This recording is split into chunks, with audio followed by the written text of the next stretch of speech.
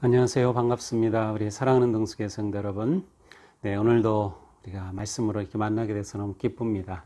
기도하겠습니다. 하나님, 오늘도 저희들이 주님의 말씀을 듣고자 귀를 기울이며 마음을 엽니다. 오늘도 주님의 말씀으로 주시는 음성에 기쁨으로 귀를 기울여 또 믿음으로 순종할 수 있도록 함께하여 주시옵소서. 예수님 이름으로 기도합니다. 아멘. 네, 오늘 말씀은 이사야서 24장 14절에서 23절입니다. 무리가 소리를 높여 부를 것이며 여호와의 위엄으로 말미암아 바다에서부터 크게 외치리니 그러므로 너희가 동방에서 여호와를 영화롭게 하며 바다 모든 섬에서 이스라엘의 하나님 여호와의 이름을 영화롭게 할 것이라. 땅 끝에서부터 노래하는 소리가 우리에게 들리기를 의로우신 이에게 영광을 돌리세 하도다. 그러나 나는 이르기를 나는 쇠잔하고 나는 쇠잔하였으니 내게 화가 있도다. 배신자들은 배신하고 배신자들이 크게 배신하도다. 땅의 주민아 두려움과 함정과 올무가 내게 이르렀나니 두려운 소리로 말미암아 도망하는 자는 함정에 빠지겠고 함정 속에서 올라오는 자는 올무에 걸리리니 이는 위에 있는 문이 열리고 땅의 기초가 진동함이라. 땅이 깨지고 깨지며 땅이 갈라지고 갈라지며 땅이 흔들리고 흔들리며 땅이 취한 자같이 비틀비틀하며 원두막같이 흔들리며 그 위에 죄악이 중함으로 떨어져서 다시는 일어나지 못하리라. 그날에 여호와께서 높은 데에서 높은 군대를 벌하시며 땅에서 땅의 왕들을 벌하시리니 그들이 죄수가 깊은 옥에 모임같이 모이게 되고 옥에 갇혔다가 여러 날 후에 형벌을 받을 것이라. 그때에 달이 수치를 당하고 해가 부끄러워하리니 이는 만군의 여호와께서 시온산과 예루살렘에서 왕이 되시고 그 장로들 앞에서 영광을 나타내실 것입니다. 아멘. 네, 오늘은 하나님께서 계속해서 벌하시고 심판하시는 그러한 말씀이 나오다가 이제 14절부터 갑자기 짧게 굉장히 밝은 그런 희망의 메시지가 선포됩니다. 14절이죠. 무리가 소리를 높여 부를 것이며 여호와의 위엄으로 말미암아 바다에서부터 크게 외치리니 그러므로 너희가 동방에서 여호와를 영화롭게 하며 바다 모든 섬에서 이스라엘의 하나님 여호와의 이름을 영화롭게 할 것이라. 땅 끝에서부터 노래하는 우리 소리가 우리에게 들리기를 의로우신 이에게 영광을 돌리세 하도다. 자, 요것을 딱 떼어놓고 보면 굉장히 희망적인 또 기쁨의 메시지죠. 이것은 하나님을 아주 높이고 찬양하는 그러한 외침입니다. 땅 끝에서부터 노래하는 소리가 들리고 하나님께 영광을 돌리자 하는 어떻게 보면 승리의 그러한 모습을 보여주는 또 하나님의 백성들의 아름다운 그러한 기쁨의 모습, 하나님을 영화롭게 하는 그러한 영광스러운 모습을 보여줍니다. 자, 그런데 이 부분이 끝나자마자 그러나로 시작되는 16절의 중간 이후에 메시지가 이어집니다. 그러나 나는 이르기를 쇠잔하고 쇠잔하였으니 내게 화가 있도다. 그래서 다시 뒤에 내용들은 하나님께서 심판하시는 그러한 내용입니다. 자, 그러면 오늘 본문의 앞부분을 어떻게 보는 게 좋을까 생각을 하게 되는데요. 무리가 소리를 높여 부를 것이며 이렇게 시작되는데 이 무리가 누구일까를 먼저 좀 생각해 봐야 합니다. 사실 정확한 대답은 없어요. 제가 찾아보니까 이 무리에 대한 여러 가지 해석이 있는데 흩어져 있는 이스라엘 백성들, 그러니까 하나님의 심판으로 흩어진 이스라엘 백성들을 의미한다. 아니면 열방의 모든 사람들, 꼭 이스라엘 백성만이 아닌 그런 모든 이 땅의 사람들을 의미한다. 아니면 순수하게 그냥 이스라엘 백성들, 멸망하기 전이라고도 할 수 있는 흩어지기 전에 이스라엘 백성들을 의미하기도 한다. 뭐 여러 가지로 이러한 의미로 이제 해석을 합니다. 근데 저는 이 중에서 꼭 제가 뭐 옳다고는 할 수 없겠지만 이 중에서 결국 선택해야 된다면 흩어져 있는 하나님의 백성으로 보는 것이 어떨까입니다.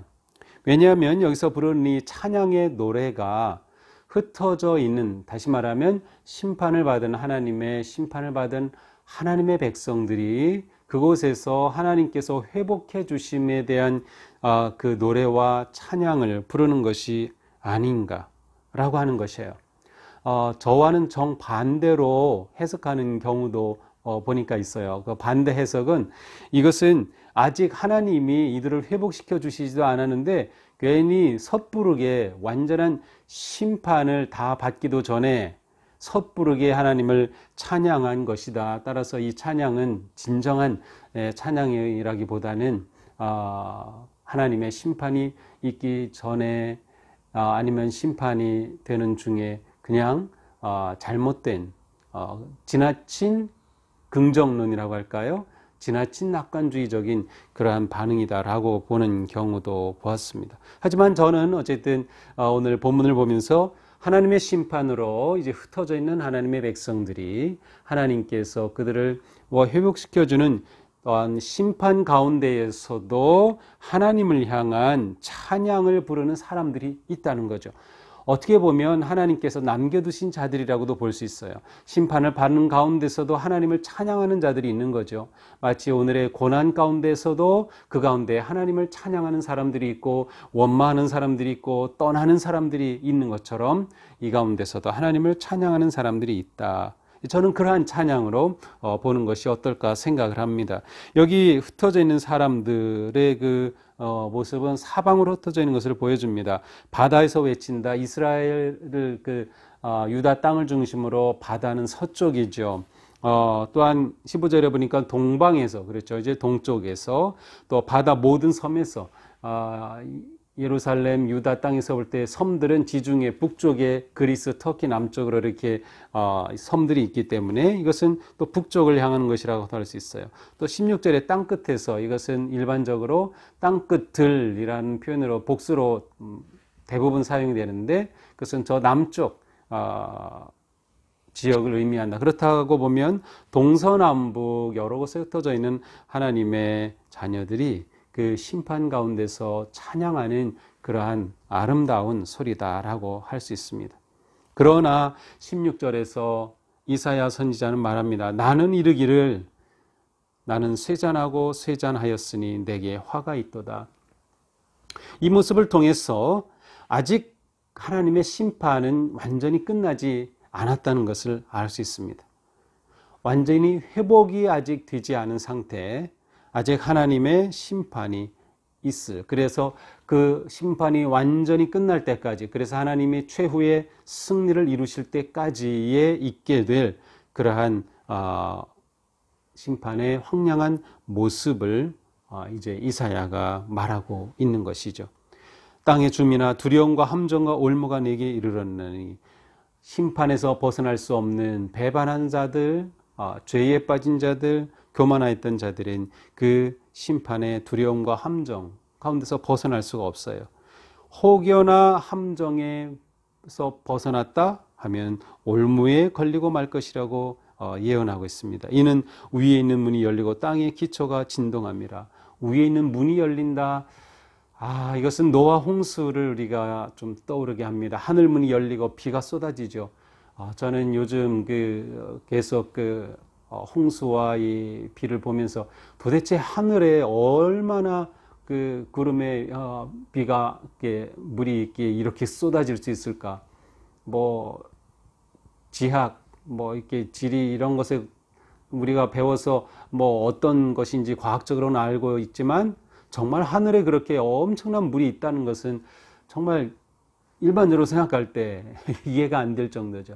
그러니 이 옛날 사람들에게서는 하늘에 문이 있다고 봤어요. 그래서 그 물을 가두고 있는 문이 열리고 비가 쏟아지고 홍수가 나는 그러한 모습이죠.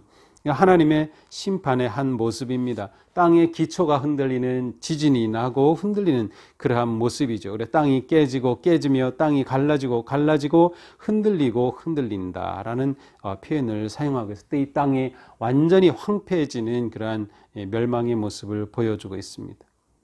따라서 이때가 되면 쾌락에 빠졌던 자들, 취한 자같이 비틀거리며 원두막같이 흔들리며 그들 모두 다 그 삶이 흔들리고 인생이 흔들리고 나라가 흔들리고 말 것이다. 회복 불능의 상태가 되고 마는 것이죠. 결국 21절 그날에 마지막 하나님께서 최후의 승리하시는 그날에 높은 데에서 높은 군대를 벌하시고 땅에서 땅의 왕들을 벌하신다.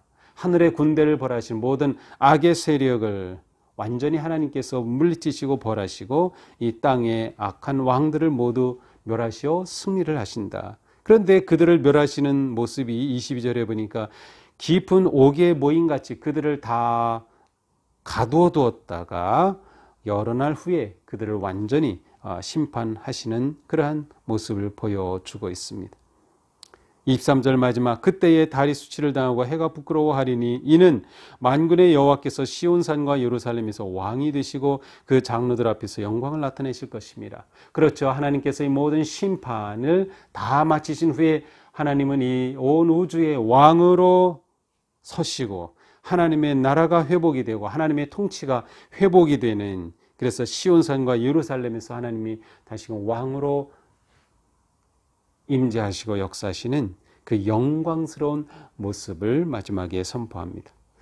그러므로 오늘 본문을 통해서는 심판 가운데서도 하나님을 찬양하는 자들이 있었다, 아니면 심판 중에도 하나님을 찬양하는 그러한 기대와 소망을 가질 수 있다는 것, 이런 사람들은 남은 자들, 순종한 자들, 겸손한 자들, 하나님의 언약을 지킨 자들이 그렇게 할 수 있겠죠. 그러나 하나님의 심판은 완전히 진행이 되고 또 마지막에 하나님께서 최후의 승리로 이 땅의 모든 악의 세력을 멸하셔서 하나님이 왕이 되시는, 그리고 온전한 그 영광을 회복하시는, 나타내시는 그 모습을 우리가 보게 합니다. 결국 오늘 말씀은 희망에서 절망에서 희망으로 이어지는 그런 말씀이라고 볼 수 있겠습니다. 우리는 오늘 말씀을 보면서 하나님의 심판 중에도 찬양할 수 있는 사람들이 있다면 우리가 그런 사람이 되어야 하지 않을까 하는 생각을 해봅니다. 이것은 하나님에 대한 신뢰와 믿음, 그리고 온전히 하나님께 순종하는 사람의 삶이겠죠. 구원의 기쁨을 놓치지 않고 구원의 은혜를 우리가 기억하면서 현재 우리가 많은 어려움 가운데 있지만 이 중에서도 우리는 하나님을 찬양하는 삶을 살자라고 하는 것이죠. 인간의 죄가 하나님께서 이 땅을 완전히 황폐하고 심판하시는 그러한 모습을 보면서 우리가 하나님의 백성으로 이 땅을 살아갈 때 우리로 인해 사람의 죄로 인해서 땅이 황폐해지는 것들을 보게 됩니다. 요즘 홍수가 나면서 저는 웬 쓰레기가 그렇게 많은지 사람은 쓰레기를 만드는 동물이다 라고 생각할 수밖에 없어요. 쓰레기를 만드는 동물. 정말 우리가 이 자연을 보호하고 생태계를 건강하게 유지해야 될 책임이 우리에게 있다. 인간의 죄가 자연까지 파괴하는 모습을 보죠. 그래서 우리는 하나님의 심판이 이르기 전에 우리가 건강한 생태계를 세워가는 삶을 살아야 한다는 생각도 해보게 됩니다.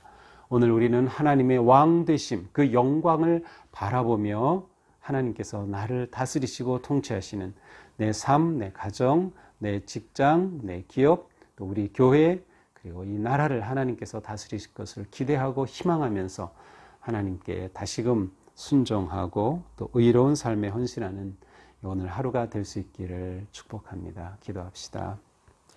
하나님, 오늘도 저희들은 주님의 말씀을 통해서 하나님께서 심판하시고 또 배반한 백성들을 멸하시는 그런 모습들을 보았습니다. 하지만 그 가운데서도 하나님은 여전히 우리에게 사랑을 품고 계시고 희망적인 미래를 계획하고 계심을 또한 보여주셨습니다. 정말로 하나님께서 왕의 모습으로 영광스러운 모습이 회복되도록 우리의 삶 가운데, 우리 교회에, 우리가 살아가는 삶의 자리에서 하나님의 영광이 나타날 수 있도록 저희들이 삶을 바르게 하고 의롭게 하고 또 주님 앞에 순종하는 삶에 힘쓸 수 있도록 도와주시옵소서. 예수님 이름으로 기도합니다. 아멘. 네, 오늘도 주님 은혜 안에서 우리의 삶이 아름답고 또 거룩하기를 축복합니다. 사랑합니다.